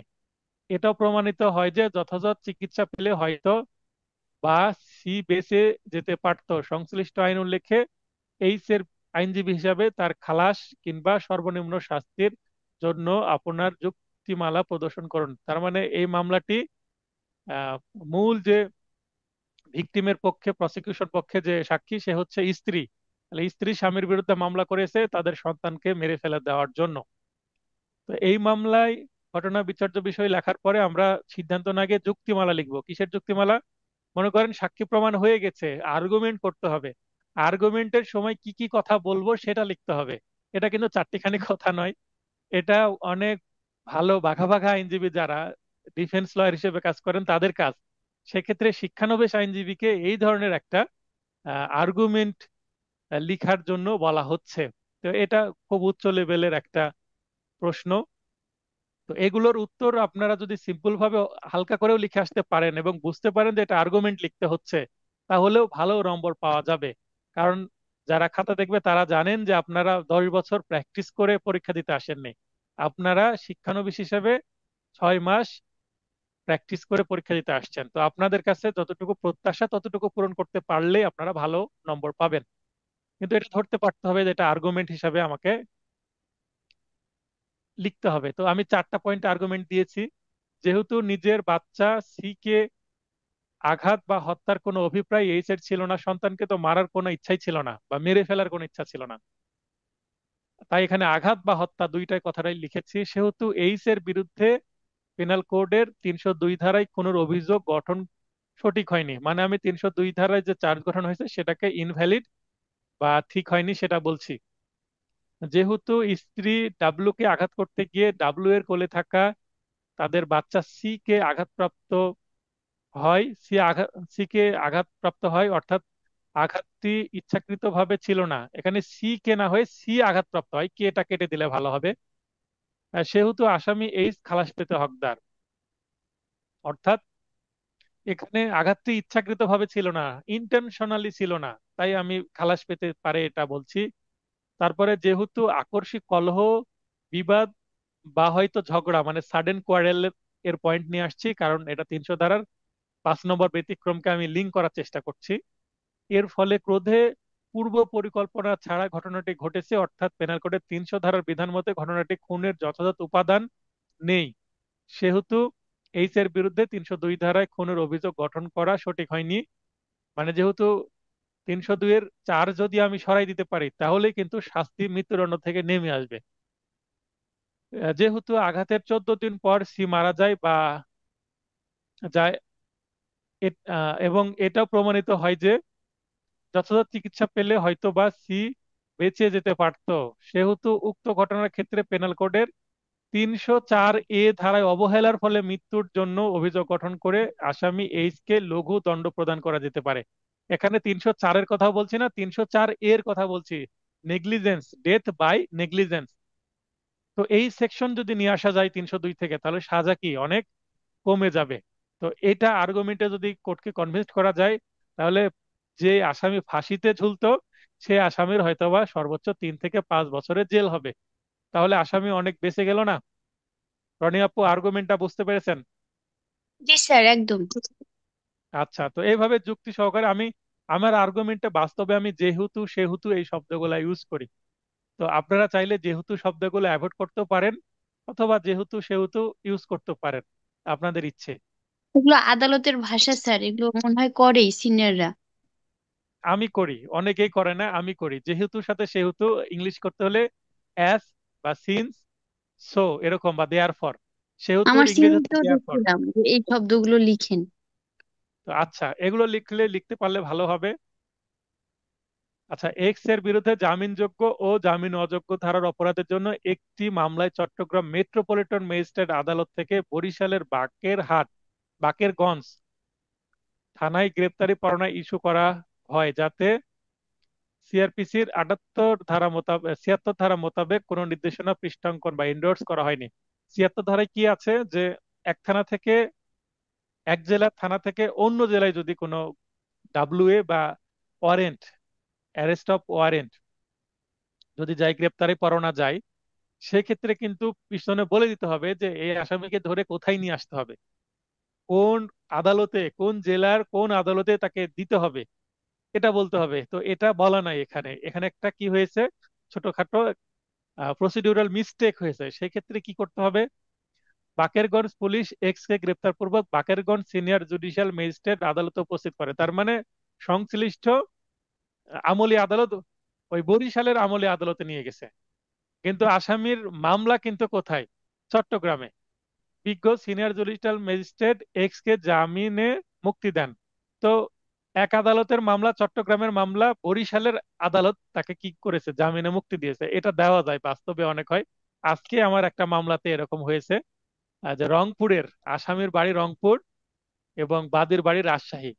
তো আসামির জামিন কিন্তু রংপুরে অ্যারেস্ট হয়েছে আসামি, সেখানে সে 15 দিনের জন্য জামিন প্রাপ্ত হয় এবং এখানে এসে সারেন্ডার করে আবার সে কি জামিনের জন্য প্রার্থনা করে। তো এটা করা যায়, এটার বাস্তবে বিধান আছে, প্র্যাকটিস আছে। উক্ত জামিন আদেশ আইনসঙ্গত হয়েছে কি, সংশ্লিষ্ট আইনের বিধান মোতাবেক মানে উল্লেখে উত্তর করুন। এখানে ওই যে বরিশালের ম্যাজিস্ট্রেট মহোদয় যে জামিন দিলেন, সেটা কি ঠিক করেছেন কিনা? তো এখানে বিধান হচ্ছে সিআরপিসির 86 ধারার বিধানে বলা হচ্ছে, জামিনযোগ্য ধারার অপরাধের জন্য পরোয়ানা তামিলের মাধ্যমে, পরোয়ানা তামিল মানে যদি গ্রেপ্তারি পরোয়ানা যায়, কোনো আসামিকে ধরতে হবে, এই যে ধরাটাকে তামিল বলে। গ্রেপ্তারকৃত ব্যক্তিকে নির্বাহী ম্যাজিস্ট্রেট বা জেলা পুলিশ সুপার ইন্টেন্ডেন্ট বা পুলিশ কমিশনার উক্ত পরোয়ানা ইস্যু করে আদালতে প্রেরণ করবেন। এখানে মানে দরকার ছিল বাকেরগঞ্জ থেকে এই তাকে ধরা হলো, ধরার পর আদালতে না নিয়ে গিয়ে নির্বাহী ম্যাজিস্ট্রেট বা পুলিশ সুপার বা পুলিশ কমিশনারের কাছে তাকে জমা দিতে হবে এবং পুলিশ সুপার সেইটা সংশ্লিষ্ট আদালতে পাঠাতেন। অথচ আহ, অথবা কি করতে পারে, জামানত দিতে প্রস্তুত থাকলে গ্রেপ্তারকৃত ব্যক্তিকে ৭৬ ধারার লিখিত নির্দেশনা সাপেক্ষে, ৭৬ ধারা যদি এন্ডোর্সমেন্ট থাকে সেক্ষেত্রে, কিন্তু প্রশ্নে ৭৬ ধারা কি নাই, লিখিত নির্দেশনা বা এন্ডোর্সমেন্ট নাই, জামানত গ্রহণপূর্বক মুচলেকাটি পরোয়ানা ইস্যুকারী আদালতে প্রেরণ করবেন। অর্থাৎ এখানে কিন্তু ওই যে জামিনে মুক্তি দেওয়ার ক্ষমতা নির্বাহী ম্যাজিস্ট্রেট, পুলিশ সুপার বা পুলিশ কমিশনারকেও দেওয়া আছে। কোন মামলার ক্ষেত্রে? জামিনযোগ্য মামলার ক্ষেত্রে। আর জামিন অযোগ্যর ক্ষেত্রে, আবার জামিন অযোগ্য ধারার অপরাধ হলে ৭৬ ধারায় লিখিত নির্দেশনা না থাকলে কি বিধান, সেটা এবার বলছি। তো উপরে দেখেন, আমাদের প্রশ্নের মধ্যে জামিন যোগ্য ও জামিন অযোগ্য দুইটা বিষয় আছে। জামিন যোগ্য এবং জামিন অযোগ্য দুইটা পয়েন্টে আছে, এতে আমাদের এখানে দুইটা পাড়ায় দুইটা পয়েন্টে আলোচনা করতে হবে, তাহলে প্রশ্নের উত্তরটা কি হবে, সম্পূর্ণ হবে। পরোয়ানা তামিলের মাধ্যমে গ্রেপ্তারকৃত ব্যক্তিকে দায়রা জজ আদালত বা মহানগর দায়রা জজ আদালত বা চিফ জুডিশিয়াল ম্যাজিস্ট্রেট বা চিফ মেট্রোপলিটন ম্যাজিস্ট্রেট আদালত বা বিশেষ ক্ষমতাপ্রাপ্ত প্রথম শ্রেণী ম্যাজিস্ট্রেট ম্যাজিস্ট্রেট আদালত যেটা প্রযোজ্য হয়, সেক্ষেত্রে যার স্থানে অধিক্ষেত্র কোনো ব্যক্তি গ্রেপ্তার হয়েছে, মানে যার আদালতের এখতিয়ারে কোনো ব্যক্তি গ্রেপ্তার হয়েছে তার কাছে নিয়ে যেতে হবে। তার মানে এইটা বরিশালে গ্রেপ্তার হয়েছে, বরিশালের যে ম্যাজিস্ট্রেটের কাছে নিয়ে গেছে, সেটা কিন্তু এই যে ৭৬ ধারার বিধান মতেই নিয়ে গেছে, নিয়ে যাওয়া যাবে। এবং তাকে সিআরপিসি ৪৯৭, ৪৯৬ জামিনযোগ্যর জন্য, ৪৯৭ হচ্ছে জামিন অযোগ্য ধারার জন্য। তাহলে ৪৯৭ ধারার বিধান সাপেক্ষে জামিনে মুক্তি দিতে পারবেন কে? মুক্তি দিতে পারবেন যার কাছে এই আসামিকে উপস্থিত করা হয়েছে, তার আদালতের মামলা হোক বা না হোক। এখানে একটা খণ্ড নথি তৈরি হয়। খণ্ড নথি কি? মূল নথি যেখানে থাকে না, এই পুলিশ যে অ্যারেস্ট করলো, অ্যারেস্ট করে নিয়ে যাবে, নিয়ে গেলে একটা খণ্ড নথি এই গ্রেপ্তারি পরোয়ানার সাথে অ্যাটাচ করে তার একটা গ্রেপ্তারি মানে অ্যারেস্ট হলে কিছু তথ্য যুক্ত হয়, মেমোরান্ডাম অফ অ্যারেস্ট বলে একটা কি থাকে, ফরম্যাট থাকে, সেটা পূরণ করে জমা দিতে হবে। তো এই খণ্ড নথি, জামিন হবে, ওখানে বেল বন্ড হবে, এই সমস্ত কিছু নথি নিয়ে আবার এই আদালত কি করবে, এই মূল আদালত অর্থাৎ চট্টগ্রামের আদালতে সেটা পাঠিয়ে দিবে। যেমন এই রংপুরের আদালত পাঠিয়ে দিয়েছে আমাদের রাজশাহীর আদালতে, এরকম। সুতরাং আলোচ্য ঘটনায় বিজ্ঞ সিনিয়র জুডিশিয়াল ম্যাজিস্ট্রেট এক্স কে প্রদত্ত উক্ত জামিন আদেশ আইনসঙ্গত হয়েছে। হ্যাঁ, এক ভাই বলছে আমরা বলি খণ্ড নথি, এখন আরেক কুদ্দুস ভাই বলছে উপনথি। হ্যাঁ, উপনথি আপনার এলাকায় বলতে পারে, আমাদের এলাকায় খণ্ড নথি বলা হয়, মানে যখন মেন নথি থাকে না। আচ্ছা, মিরাজুল ইসলাম ভাই বলেন।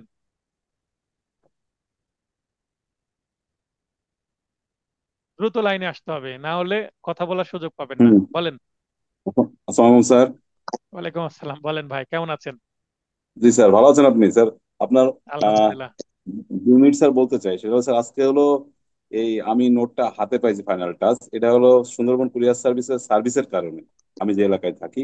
তো যাক, আলহামদুলিল্লাহ পাইছি। আর স্যার আমি যে জিনিসটা আপনাকে বলতে চাচ্ছি 1 মিনিট, সেটা হলো স্যার এই যে সমস্যাটা, যে প্রশ্নগুলো, এই প্রশ্নগুলো আগে খাতায় তুলে দেন, তারপরে হচ্ছে যে এর যে সমাধান যে এটা, সেটা কি স্যার করতে হবে কিনা? যদি না করে শুধু উত্তর লিখি এবং বিচার্য বিষয় এবং সমাধান লিখি, তাহলে কি সেটা কি হবে কিনা?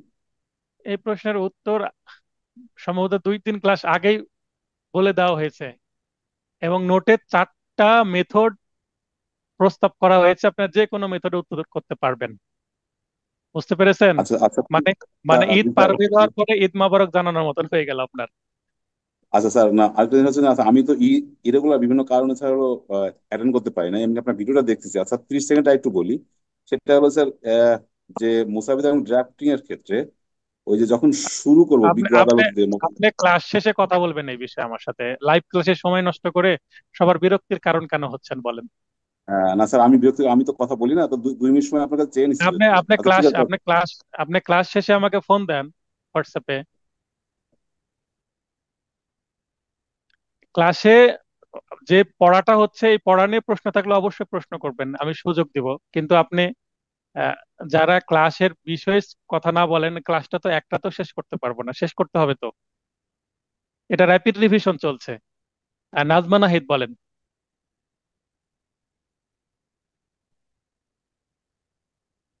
দ্রুত লাইনে আসতে হবে। এবং আরেকটা বিষয়, র্যাপিড রিভিশন ক্লাসে আপনি ইরেগুলার যারা, তাদের তো দায়িত্ব আমি নিতে পারবো না, রেগুলার হতে হবে। কারণ আমি নিজে আমার মামলার অনেক ক্ষতি করে আমি রেগুলার ক্লাস নেওয়ার চেষ্টা করছি এবং নিজের শারীরিক চিন্তা করছি না, আমি চাইলেই তো ছুটি রাখতে পারি, ক্লাস না নিয়ে শুধু পরীক্ষা নিতে পারি। তো আপনি নিজের ক্যারিয়ারের জন্য কেন রেগুলার হবেন না? এটা তো ঠিক কথা বললেন না, আমি ইরেগুলার, এটা কোনো এক্সকিউজ হতে পারে না। This is a lame excuse, I think. আচ্ছা, এগিয়ে যাই। প্যাটার্ন 5, পার্থক্যমূলক প্রশ্ন। কিছু পার্থক্যর উত্তর করে দিয়েছি। ফৌজদারি কার্যবিধির 98, 98 এবং 100 ধারার মধ্যে পার্থক্য ছক আকারে দিয়েছি, আপনারা চাইলে ছক আকারও পরিবেশন করতে পারেন, অথবা এটা থেকে আপনারা সেন্টেন্সে কনভার্ট করে নিতে পারেন। ধারার শিরোনাম, প্রথম পয়েন্ট, চোরাই মাল, জাল দলিল ইত্যাদি আছে মর্মে সন্দেহ হলে উক্ত বাড়ি তল্লাশি। এটা হচ্ছে 98 ধারার কি হেডিং। আর 100 ধারার হেডিং, বেআইনি ভাবে আটক ব্যক্তি উদ্ধার। এখতিয়ার, কার এখতিয়ার আছে? সাধারণত অতিরিক্ত জেলা ম্যাজিস্ট্রেট আদালত 98 ধারায় মামলা গ্রহণ ও বিচার করে থাকেন।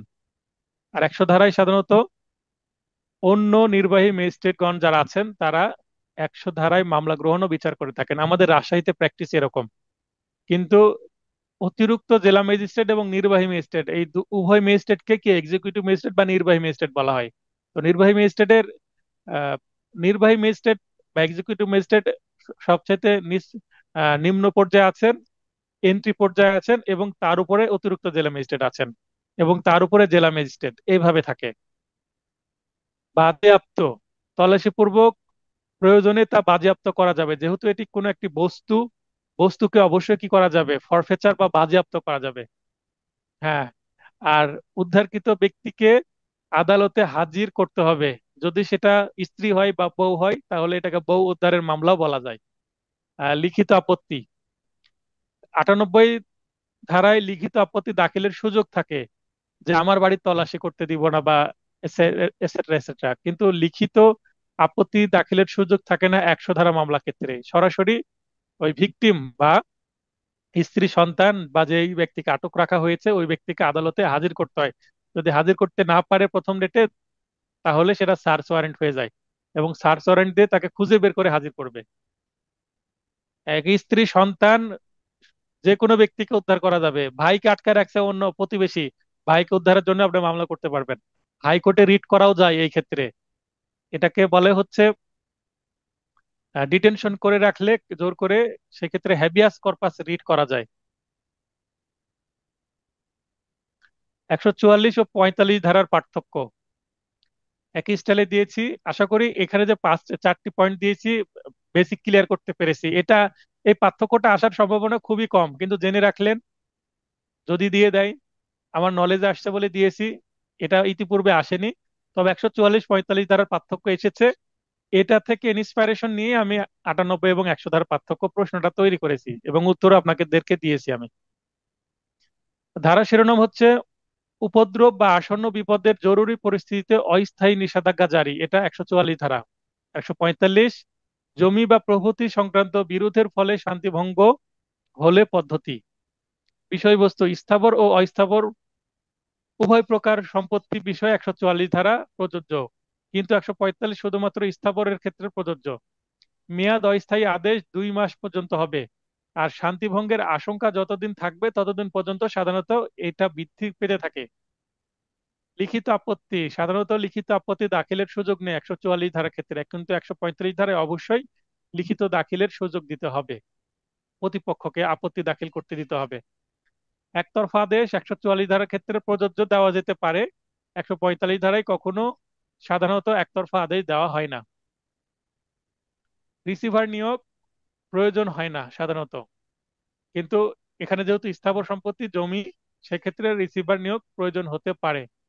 গুরুত্ব, অপেক্ষাকৃত কম, অপেক্ষাকৃত বেশি।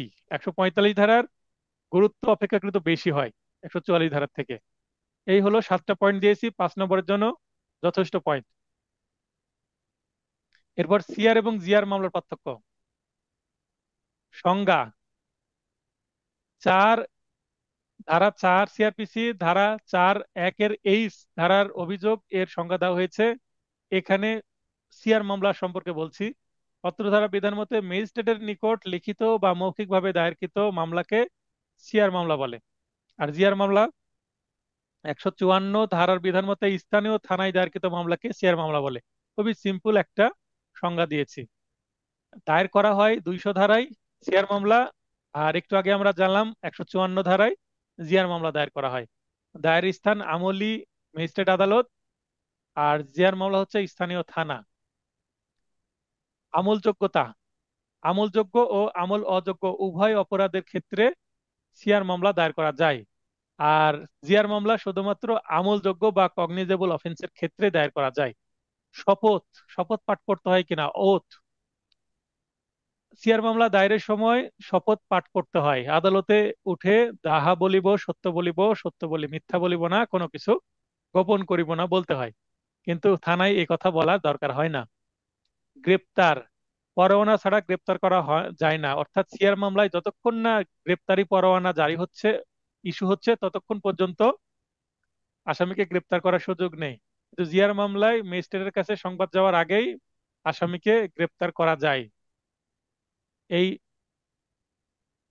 সিআরপিসিতে 156 ধারায় এই ক্ষমতা পুলিশকে দেওয়া হয়েছে যে তিনি ম্যাজিস্ট্রেটের কোনো অনুমতি ছাড়াই মামলা তদন্ত শুরু করতে পারবেন এবং আসামি যেন পালিয়ে না যায়, আসামিকে গ্রেপ্তার করতে পারবেন। কারণ গুরুতর একটা অপরাধ করেছে, আসামি পালিয়ে যাওয়ার সম্ভাবনা থাকে। তাই তদন্ত শুরু, ম্যাজিস্ট্রেটের আদেশ ক্রমে তদন্ত শুরু হতে পারে। আর এখানে ম্যাজিস্ট্রেটের আদেশ ছাড়াই, একটু আগে বলেই দিলাম, নির্ধারিত ফর্ম নেই। এক এক জেলায় বা এক এক এলাকায় কিন্তু আমরা এই সিআর মামলার ফরম্যাট এক এক রকম করে থাকি দরখাস্ত আকারে। অনেক সময় আমরা বাদীর নাম, তারপর মাঝখানে সাক্ষীর নাম এবং আসামির নাম, এইভাবে 3টা কলামে করি। আবার ঘটনাগুলো হয়তোবা এই বাদীর নামের নিচে বা ফরিয়াদির নামের নিচে দিয়ে দিই, ঘটনা, স্থান, সময়, তারপরে তারিখ, এগুলো অন্যান্য ইনফরমেশন, তারপরে অভিযোগের বর্ণনা দিয়ে দিই। এইভাবে আমরা সাজাই আমাদের রাজশাহীতে। আবার কোনো কোনো জায়গায় ওই সাক্ষীদের নাম হয়তো বা শেষে দেওয়া হয়। তো এই ফরম্যাট কোনো নির্দিষ্ট না, দরখাস্ত আকারে দিলেই হলো। কিন্তু এফআইআর এর নির্ধারিত ফর্ম আছে, যেটা হাইকোর্ট নির্দিষ্ট করে দিয়েছেন, এবং এটা বাংলাদেশের সব জায়গায় একই এফআইআর এর ফর্ম। ইদানিং এফআইআর এর ফর্মে একটা আপডেট করা হয়েছে, ফরম্যাটে কিছু নতুনত্ব আসছে, যেটা সকল জায়গার জন্য প্রযোজ্য। তদন্ত এবং অনুসন্ধানের মধ্যে পার্থক্য। তদন্ত 4(1) এলে আছে তদন্তের সংজ্ঞা, বলা হচ্ছে সাক্ষ্য সংগ্রহের উদ্দেশ্যে কোনো পুলিশ কর্মকর্তা বা অন্য কোনো ব্যক্তির পরিচালিত কার্যক্রমকে তদন্ত বলে। যেমন অন্য মানুষ বলতে কোনো চেয়ারম্যানকে দিতে পারে, বা কোনো মেম্বারকে দিয়ে দিতে পারে, বা কোনো এলাকার মৌলভী বা কোনো এলাকার ইমাম সাহেবকে তদন্তের জন্য দিতে পারে, বা কোনো প্রতিষ্ঠানের পরিচালককে দিতে পারে। মামলার পরিস্থিতি বিবেচনায় তদন্ত কে করবেন সেটা নির্ধারণ করা হয়। আর এখানে 4(1) কে তে বলা হচ্ছে অনুসন্ধানের সংজ্ঞা। কোনো ম্যাজিস্ট্রেট বা আদালত কর্তৃক পরিচালিত বিচার ব্যতীত প্রতিটি কার্যক্রমকে কি অনুসন্ধান বলে। তাহলে এটা বিচার হবে না, কিন্তু ম্যাজিস্ট্রেট বা আদালত কর্তৃক পরিচালিত হবে। প্রকৃতি, প্রশাসনিক কার্যক্রম। পুলিশের কাজ কি প্রশাসনিক কার্যক্রম দেখা, তাই তদন্ত একটা প্রশাসনিক কার্যক্রম। কিন্তু এটা জুডিশিয়াল বা নন জুডিশিয়াল কার্যক্রমের মধ্যে পড়ে, ইনকুয়ারি বা অনুসন্ধান। পরিচালনাকারী কর্তৃপক্ষ পুলিশ বা অন্য কেউ, আর এখানে ম্যাজিস্ট্রেট বা আদালত। উদ্দেশ্যটা কি, সাক্ষ্য সংগ্রহ করার উদ্দেশ্য, কিন্তু এখানে অভিযোগের সত্যতা যাচাই করা হচ্ছে উদ্দেশ্য। অর্থাৎ তদন্তের গুরুত্ব ব্যাপক, অনুসন্ধান শর্ট টার্মে, এর গুরুত্ব সাধারণত কম। খালাস ও অব্যাহতির মধ্যে পার্থক্য। বেকসুর খালাস বা অ্যাকুইটাল এবং অব্যাহতি বা ডিসচার্জের মধ্যে পার্থক্য আমার মূল নোটে এটা দেওয়াই আছে, আপনারা পড়ে নেবেন, খুব সহজ, কঠিন কিছু না। জামিনযোগ্য জামিন অযোগ্য অপরাধের মধ্যে পার্থক্য, এটাও দেওয়া আছে আমার মূল নোটে, পড়ে নিবেন, কঠিন কিছু না। আচ্ছা, এই প্যাটার্নে আরো কিছু প্রশ্ন দেওয়া আছে, এই প্রশ্নগুলোর উত্তর আপনারা নিজেরা চেষ্টা করবেন, অথবা কোনো গাইড থেকে পড়ে নেবেন, অথবা আমার নোট থেকে পড়ে নেবেন। এরপরে প্যাটার্ন 6, সংক্ষিপ্ত বা টিকামূলক প্রশ্ন। এর কিছু উত্তর আমি দেখিয়ে দিয়েছি। জরিমানা বা অর্থদণ্ড অনাদায়ে সাজা প্রদান সম্পর্কিত বিধান কি। 33 ধারা বিধান মতে জরিমানা বা অর্থদণ্ড অনাদায়ে নিম্নরূপ সাজা প্রদান করা যেতে পারে। কেমন, জরিমানা বা অর্থদণ্ড অনাদায়ে সাজার পরিমাণ কোনো ম্যাজিস্ট্রেট সর্বোচ্চ যে সাজা প্রদান করতে পারে তার অবশ্যই বেশি হবে না, তার মধ্যেই থাকতে হবে, এবং নির্ধারিত সাজার 1/4 মানে 1/4 দেওয়া যাবে, এর বেশি হবে না। এবং জরিমানা অনাদায়ে যে কারাদণ্ড দেওয়া হবে সেটা মূল সাজার সাথে অবশ্যই যুক্ত করতে হবে, মানে বাড়তি কিছু না কিছু দিতেই হবে। কোন কোন ক্ষেত্রে একজন পুলিশ অফিসার গ্রেপ্তারি পরোয়ানা ব্যতীত কোনো ব্যক্তিকে গ্রেপ্তার করতে পারে? এটা আমার এমসিকিউ নোটে 54 ধারায় দেওয়া আছে। নিম্নলিখিত 9টি ক্ষেত্রে একজন পুলিশ অফিসার গ্রেপ্তারি পরোয়ানা ব্যতীত কোনো ব্যক্তিকে গ্রেপ্তার করতে পারে। দেখবেন যে এমসিকিউ এর যে তথ্য সেটাকে সামান্য মডিফাই করে উপস্থাপন করা হয়েছে লিখিত আকারে। তো সেখানে কিছুটা সংক্ষিপ্ত ছিল, কিছু চিহ্ন ব্যবহার করা ছিল, ডট ডট ছিল, সেগুলো হটিয়ে দিয়ে এখানে সেন্টেন্স ইউজ করা হয়েছে। যে ব্যক্তি আমলযোগ্য অপরাধের সাথে জড়িত মর্মে অভিযোগ দায়ের বা সংবাদ প্রদান করা হয়েছে বা যুক্তিসঙ্গত সন্দেহ আছে তাকে, যার নিকট আইনসঙ্গত কারণ ব্যতীত ঘর ভাঙার সরঞ্জাম পাওয়া যায় তাকে, মানে ঘর ভেঙে শীত কেটে প্রবেশ করতে পারে বা গ্রিল কেটে প্রবেশ করতে পারে কেউ, তাই সন্দেহ হচ্ছে বলে। ঘোষিত অপরাধী হলে মানে ওয়ান্টেড ক্রিমিনাল, যার নিকট যুক্তিসঙ্গত সন্দেহ সহ চুরিকৃত মাল পাওয়া যায়, চোরাই মাল পাওয়া গেছে। যে ব্যক্তি পুলিশের কাজে বাধা দান বা হেফাজত হতে পলায়ন করে বা পালানোর চেষ্টা করে, আসামি পুলিশের হাত থেকে পালাই যাওয়ার চেষ্টা করছে। যুক্তিসঙ্গত সন্দেহ সহ প্রতিরক্ষা বাহিনী হতে পলায়ন, আর্মি নেভি বা এয়ারফোর্স থেকে যদি কেউ পালিয়ে যায়, আর্মি নেভি এয়ারফোর্সের কোনো সদস্য যদি পালিয়ে যায়, কোনো সৈনিক, তাহলে তাকেও কিন্তু ধরতে পারবে পুলিশ, ধরে আবার সেই ফোর্সে জমা দিতে পারবে। যে ব্যক্তি বিদেশে আমলযোগ্য অপরাধ করেছে এবং দেশে পালিয়ে এসেছে তাকেও ধরা যাবে। আহ মুক্তিপ্রাপ্ত আসামি 565(3) ধারা ভঙ্গ করে তার ঠিকানা অবগত না করলে, মানে এই ধারায় বলা আছে যে হ্যাবিচুয়াল অফেন্ডার বারবার বারবার অপরাধ করে, তো তাকে শাস্তি দিয়েছে এবং তাকে কিছু কন্ডিশন দিয়েছে যে আপনি বাইরে থাকবেন ঠিক আছে, কিন্তু আপনাকে নিয়মিত থানায় এসে কি করতে হবে, সই করতে হবে, এবং আপনি কোথায় অবস্থান করছেন সে ঠিকানাটা অবগত করতে হবে, এবং ঠিকানা পরিবর্তন করতে হলে থানার অনুমতি নিতে হবে।